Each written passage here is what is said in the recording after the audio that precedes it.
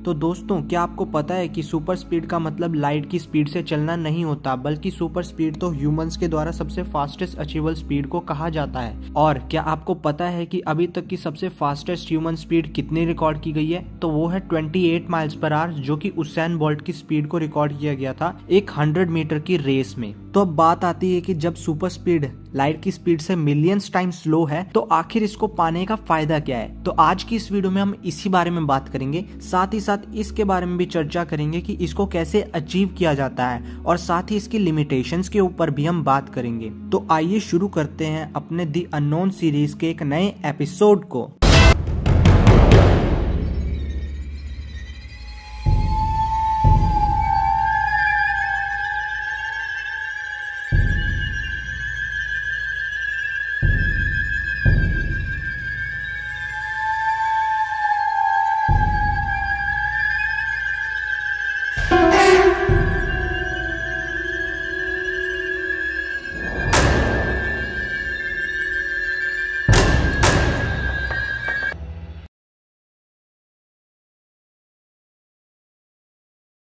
दोस्तों, हमारे दिमाग में दरअसल एक हिस्सा होता है जिसे हम सुपरशियास्मैटिक न्यूक्लियस के नाम से जानते हैं, जो कि हमारे दिमाग के हाइपोथैलेमस में होता है, जो कि जस्ट ऑप्टिक चियाज्म के ऊपर मौजूद होता है। और ये हमारी बॉडी के 24 आवर फंक्शनिंग को कंट्रोल करता है। यानी 24 आवर्स में जो भी हम काम करते हैं, सुपरशियास्मैटिक न्यूक्लियस उसी 24 आवर की फंक्शनिंग को कंट्रोल करता है। इसी 24 आवर की फंक्शनिंग को हम सर्केडियन रिदम भी कहते हैं। तो सीधे सीधे ये हमारे रिएक्शन टाइम से भी जुड़ा होता है। दोस्तों, सुपर स्पीड पाने के लिए हमें अपना रिएक्शन टाइम बहुत ही ज्यादा तेज करना पड़ता है। तो अगर हम किसी तरीके से इस सुपरशियास्मैटिक न्यूक्लियस को बड़ा कर दें, तो हमारा रिएक्शन टाइम बहुत ज्यादा फास्ट हो सकता है। जब भी हम रिएक्ट करते हैं, उसी रिएक्शन के साथ हमारी बॉडी कुछ ना कुछ एक्शन करती है। यानी जब हमारा रिएक्शन टाइम बहुत ज्यादा तेज हो जाएगा, तो हमारी बॉडी एक्शन भी बहुत फास्ट करेगी, जिससे हमें सुपर स्पीड अचीव करने में बहुत ज्यादा मदद मिलेगी। तो ऐसे कुछ ड्रग्स भी आते हैं जो कि हमारे SCN यानी सुपरशियास्मैटिक न्यूक्लियस को बड़ा करते हैं, जिनमें से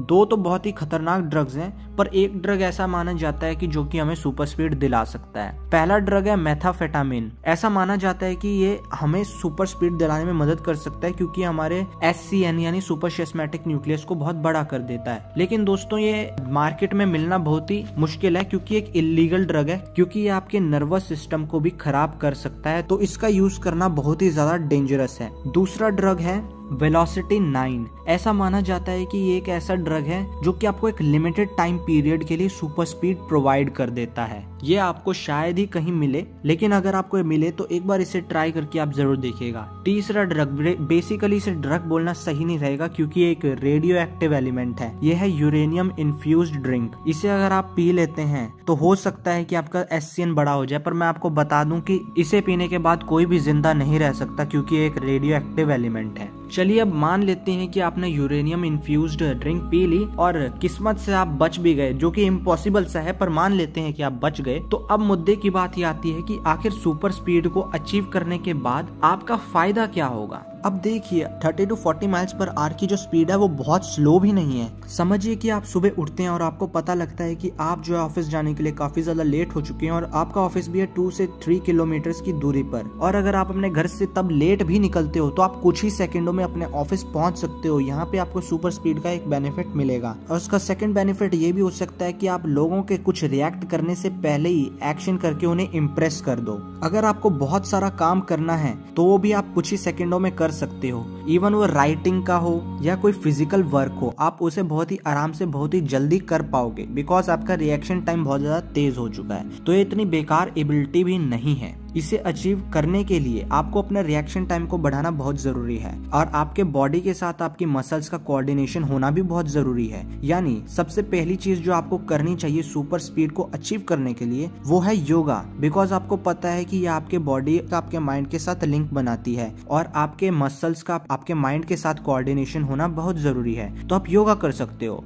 और इवन मेडिटेशन भी एक टाइप की योगा ही होती है, और मेडिटेशन को योगा में पद्मासन भी कहा जाता है। तो मेडिटेशन कर सकते हो। साथ ही बाइन्यूरल बीट सुन सकते हो, क्योंकि वो आपके लेफ्ट हेमिस्फीयर और राइट हेमिस्फीयर लोब दोनों को एक साथ एक्टिव करता है, जिस कारण से आपका रिएक्शन टाइम फास्ट होने के चांसेस बढ़ जाते हैं। और साथ ही आप माइंड गेम्स भी खेल सकते हो, जैसे कि सुडोकू हो गया, जिसमें आप टाइमर लगा सकते हो कि 5 मिनट्स का टाइमर में आपको पूरा का पूरा सुडोकू सॉल्व करना है। सबसे पहले आप इजी लेवल को 5 मिनट्स में सॉल्व करो, देन मीडियम, देन हार्ड, और उसके बाद समय को घटाते जाओ। इससे आप अपने माइंड को और ज्यादा फास्ट बनाओगे। दोस्तों, सुपर स्पीड को अचीव करना मुश्किल तो है, लेकिन साइंस भी ये कहता है कि ह्यूमन सुपर स्पीड को अचीव कर सकते हैं और 30 to 40 माइल्स पर आवर की स्पीड को अचीव करना पॉसिबल है, लेकिन बहुत ही ज्यादा मुश्किल है। और इन गिने चुने स्टेप्स को फॉलो करके हो सकता है कि आप सुपर स्पीड को अचीव कर पाओ। अब आते हैं इसकी लिमिटेशंस के ऊपर, जहाँ पे इसके फायदे तो हैं पर इसके नुकसान भी काफी सारे हैं। सबसे पहला नुकसान,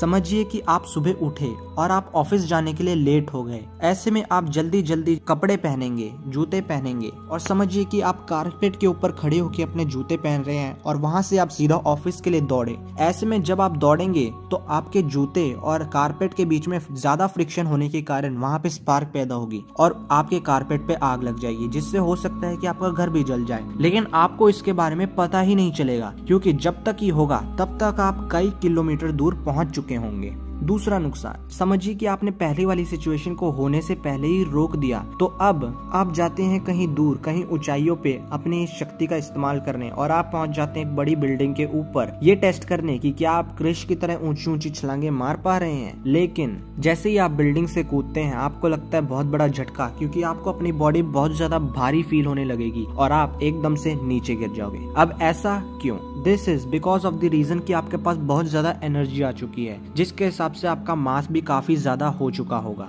क्यों?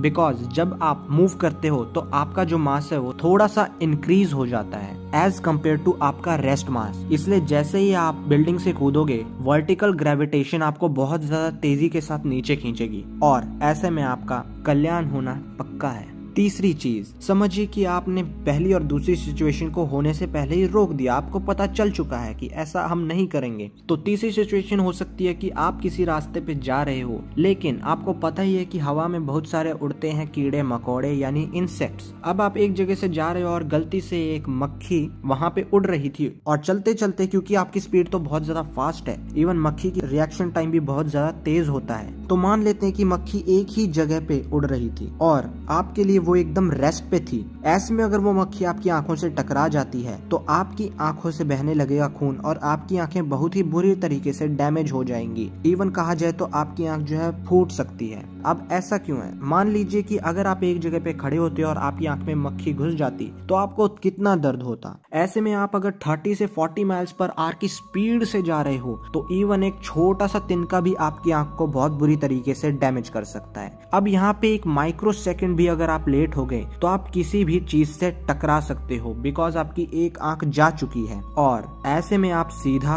ऊपर पहुंच जाओगे, क्योंकि आप ऐसी जगह पे रुक नहीं सकते, क्योंकि आपके जूते जो हैं वो फ्रिक्शनलेस नहीं हैं। जैसे ही आप रुकने की कोशिश करोगे वो आग पकड़ लेंगे और साथ ही साथ आपको कुछ दूर तक घसीट देंगे, जिसका मतलब कि आप एकदम नहीं रुकने वाले और साथ ही आपकी किसी भी चीज के साथ टकराने के चांस बहुत ज्यादा बढ़ जाएंगे। चौथी चीज, जो कि सबसे ज्यादा इंटरेस्टिंग चीज है, आपका लाइफ स्पैन बहुत ही ज्यादा कम हो जाएगा। ऐसा क्यों?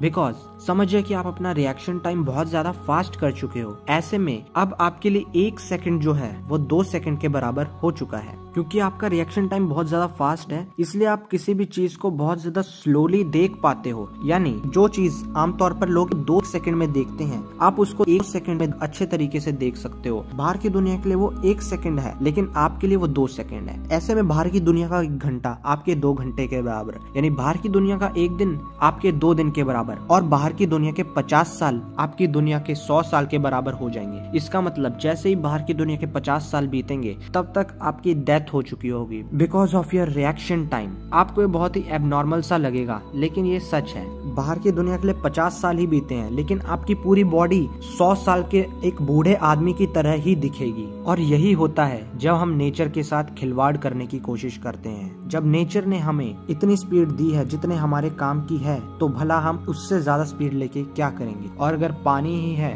तो उसके लिए मेहनत भी जरूरी है। खैर, ये नहीं कहा जा सकता कि ये पाना गलत है या सही। साइंस मानता है कि ये अचीव किया जा सकता है। स्पिरिचुअलिटी के लोगों ने पहले ही इसे अचीव कर रखा है। बहुत पुराने वेदों में आपने देखा होगा कि एक जगह से दूसरी जगह लोग ऋषि मुनि कैसे सेकंडों में पहुंच जाया करते थे। वो क्या करते थे, वो सुपर स्पीड का ही तो इस्तेमाल किया करते थे। तो कमेंट करके जरूर बताइएगा कि आपकी इस पावर के बारे में क्या राय है। काफी समय बाद मेरी ये वीडियो आई है, मुझे उम्मीद है कि आपको मेरी ये वीडियो पसंद आई होगी। अगर पसंद आई है तो इस वीडियो का टारगेट है 200 लाइक्स, जल्दी से कर दीजिएगा ताकि मैं आपके लिए और ऐसी इंटरेस्टिंग वीडियोस बना के ला सकूं। Thanks friends for watching this video.